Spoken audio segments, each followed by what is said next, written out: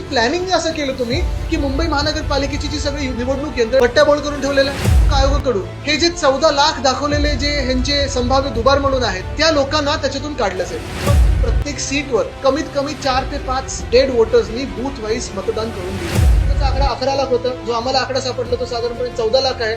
आणि आता अजूनही असे सापडतात ज्यांच्यावर स्टार नाही, डबल स्टार नाहीये, पण 50 ते 60 हजार आम्हाला प्रत्येक ह्याच्यात सापडायला लागले. कुठेतरी आम्हाला वाटतंय की निवडणूक आयोगाकडून हे जे 14 लाख दाखवलेले जे ह्यांचे संभाव्य दुबार म्हणून आहेत त्या लोकांना त्याच्यातून काढलं जाईल. बरं, हे 14 लाखांमधून जास्तीत जास्ती कोण आहेत? तर जास्तीत जास्ती मराठी नाव आहेत, जास्तीत जास्ती आमच्या कार्यकर्त्यांचे नाव आहेत, राजकीय कार्यकर्त्यांचे नाव आहेत, राजकीय लोकप्रतिनिधींचे नाव आहेत. म्हणजे बरोबर मराठी नावं असतील, बरोबर विरोधी पक्षाच्या कार्यकर्त्यांची नावं असतील, लोकप्रतिनिधींची नावं असतील, ती संभाव्य दुबार मध्ये टाकली. पण काही काही दुबार आलेत त्यांच्या नावासमोर स्टारच नाहीये, त्यांना दुबार म्हणून ओळखलंच नाहीये. मग ही तुम्ही आळस म्हणून असं केलंय की थट्टा म्हणून असं केलंय की प्लॅनिंग असं केलं तुम्ही की मुंबई महानगरपालिकेची जी सगळी निवडणूक यंत्रणा त्याची वाट लागावी, बट्ट्याबोळ करून ठेवलेला आहे. तिसरा जो एक फीडबॅक माझ्याकडे येतो, जे मृत मतदार आहेत, मयत मतदार आहेत, जे डेड वोटर्स ज्यांना आपण बोलतो, बिचारे कधीच गेले, म्हणजे कोणी 90 मध्ये गेलं, कोणी 2000 साली गेलं, कोणी गेल्या 5 वर्षांमध्ये गेलं, त्यांचं डेथ सर्टिफिकेट देऊनही निवडणूक आयोगाने त्याच्यावर कुठेही कारवाई काही केली नाहीये. आणि विधानसभेत जेव्हा आम्ही आता अनालिसिस करत होतो त्याच्यात पण प्रत्येक सीटवर कमीत कमी 4 ते 5 डेड वोटर्सनी बूथ वाईज मतदान करून गेलेले आहेत. ही वोट चोरी नाही तर काय आहे?